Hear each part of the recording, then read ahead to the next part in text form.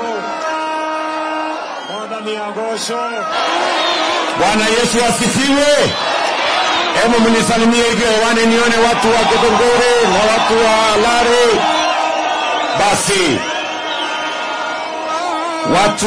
watu wa Kiambu, kwanza mimi nimefika hapa leo kwa sababu ya mambo ya maendeleo ya Kiambu County, na mimi nataka tukubaliane na nyinyi. Hiyo loudspeaker haifanyi wewe, kuna mtu hapo ni mtu bure kabisa, ndio?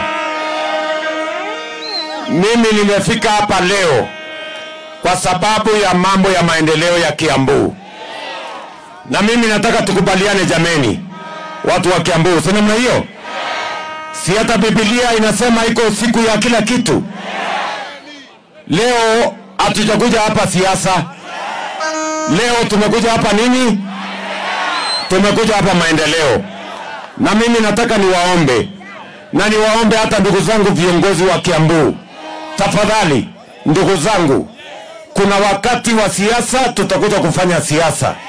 Leo wacha tuongee maneno ya wananchi hawa, mambo ya maendeleo ya Kiambu County. Nego, ama mnasemaje? Siku ya kila kitu. Leo mimi nimekuja hapa kwa sababu tulikubaliana na nyinyi mambo matatu ya muhimu. Ya kwanza, tulikubaliana tujenge mambo ya barabara Kiambu County. Si ni kweli? Na hapa tuko na barabara nyingi ambazo zinaendelea. Na nimekuja hapa na PS wangu wa mambo ya barabara Bwana Mbogwa. Na nataka tukubaliane, wiki hii tumetoa pesa shilingi bilioni 3.6 ya Kiambu County. Sikizeni watu wa Kiambu. Sawa sawa. Pale nyuma tulikuwa na matatizo ya uchumi. Tumetengeneza mambo ya uchumi, tumerekebisha mambo ya uchumi. Ile dola ilikuwa 165, sasa imeteremka chini, iko 128, 129. Ile inflation ilikuwa 9.6, sasa imekuja 3.5. Sasa uchumi ya Kenya iko imara. Na kwa sababu uchumi ya Kenya sasa iko imara, sasa tumetafuta pesa na tumepata pesa ya kuendesha barabara zetu, kwa sababu barabara ni ya muhimu. Ni muhimu kwa mambo ya kilimo, tunatumia kusafirisha mazao yetu. Ni muhimu kwa sababu ya biashara, tunatumia kuendesha biashara yetu. Ni kweli ama si kweli? Na sasa kwa sababu pesa imepatikana, na Mbogwa yuko hapa ambaye ni PS wangu, na tumekubaliana ya kwamba hiyo 3.6 billion pesa ya serikali tumetoa kwa Kiambu County. Ile barabara zote zilikuwa zimekwama, sasa tuzikwamue na tuzijenge, tuikamilishe. Nasikizeni watu wa Kiambu. Nasikizeni watu wa Kiambu. Mbali na 3.6 billion tunatoa this week, vile vile tuko na bilioni ingine 6 ambayo tunataka kutumia for the next 8 months. Hizi barabara zetu zote ambazo tulianzisha hapa ya Mau Roads, zile za ZDB, zile barabara zingine tumekubaliana na viongozi wenu, kwa sababu tukimaliza hizo barabara, ahadi yetu kwenu itakuwa imetimia. Tumekubaliana jameni? Simuliniambia mnataka barabara zijengwe? Simuliniambia nitafute pesa ya kujenga barabara? Kama pesa ya kujenga barabara imepatikana, iko ugomvi tena? Si tuendelee na kujenga barabara? Jambo la pili, mliniambia vile vile bado tuko na nyumba chache ambayo haijafikiwa na stima. Tumekubaliana? Sasa tuko na pesa ya stima, na mimi nimekuja hapa na PS wangu wa stima anaitwa Alex Wachira, yuko hapa. Huyu Alex Wachira, hiyo milioni 500 tumetoa ya Kiambu, sambaza kwa manyumba ya hawa watu. Kama kuna mtu ambaye hana stima, tuweke stima kwa manyumba yao. Neguo. Jambo la tatu, tulikubaliana Kiambu hii ni kaunti ya biashara na kilimo. Ni kweli ama si kweli? Na mkaniambia ya kwamba tujenge masoko. Sasa hapa Kiambu tuko na soko 18 zinajengwa Kiambu County. Na tunataka kukubaliana na nyinyi.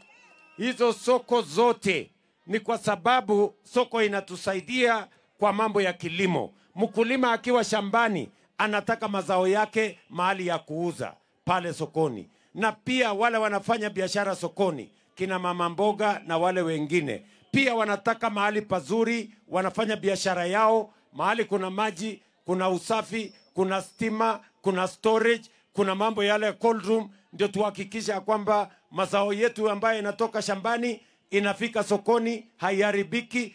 Tuhakikisha kwamba wafanya biashara wanaweka pesa kwa mfuko, na nyinyi kama wananchi wakulima pia mnapata haki yenu kupitia kwa kilimo. Watu wa Kiambu tumeelewana?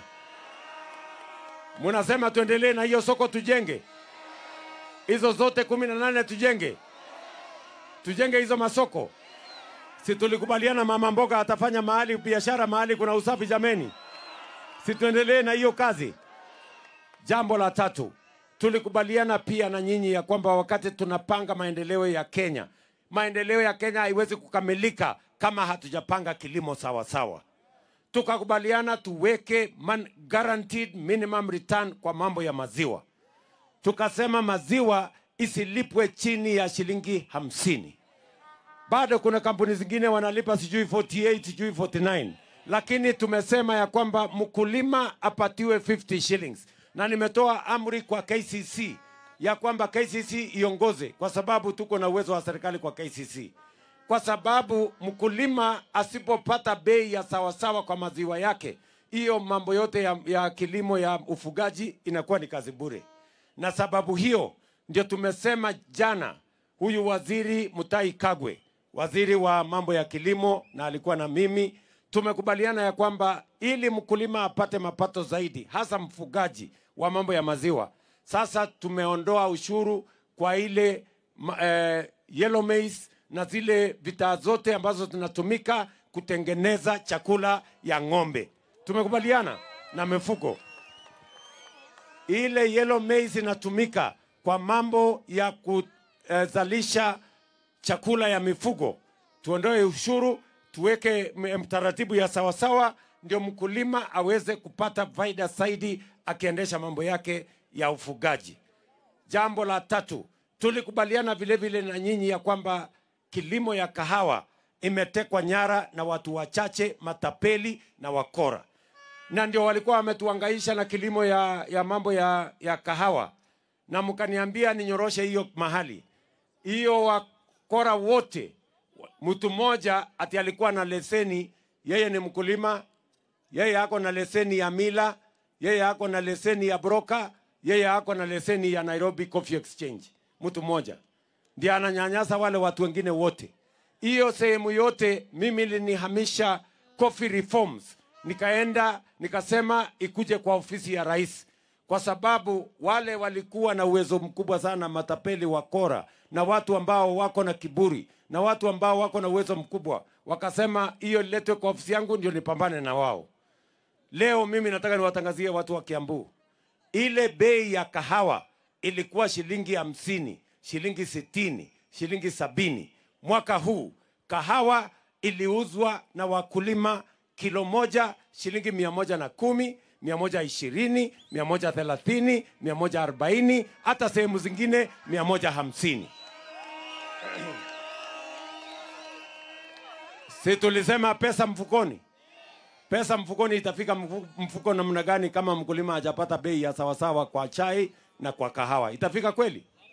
Ndio tukasema tunyoroshe hiyo maneno, na mimi nimefurahi ya kwamba leo mambo ya kahawa tumenyorosha sawasawa, bei imeamuka. Na mimi nataka niwaambie tumetoa pesa ya serikali milioni 500 ingine kununua miche ya kahawa, ndio tuongeze wale watu wanataka kuongeza kahawa, tuwapatie seedlings, ndio kahawa ituletee pesa na ituletee pesa ya kigeni madola.